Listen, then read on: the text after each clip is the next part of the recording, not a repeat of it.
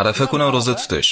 Payg'ambarimiz u haqida aytadilar-ki, men umid qilamanki, u oldingi va keyingi yilgi gunohlarga kaforat bo'ladi.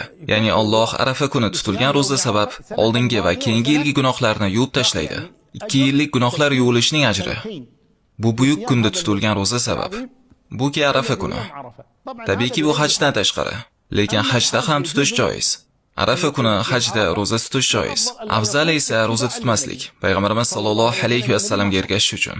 Chunki u zot hajda Arafa rozasini tutmas edilar. Lekin hajda tutsa ham zarar yo'q. Lekin qolganlarga esa shahar ahliga asal ular roza tutishlari mana shu afzal. Lekin bu vojib emas va biz uchun joiz emaski, Alloh rozi bo'lsin so'ragan odamdan. Biz ba'zilar qiladigandek qilmasligimiz kerak. Agar Arafa kuni roza tutmayotganligini ko'rsa, uni ma'lumot qiladi. U hamma roza tutyapti, nega sen roza emassan deydi. Birodar, bu nafl. Odamlarni nafl ishlarini qilishga majburlama. Hattoki ba'zi ulamolar, ba'zida inson nafl amallarni tark qilish kerak deyishgan.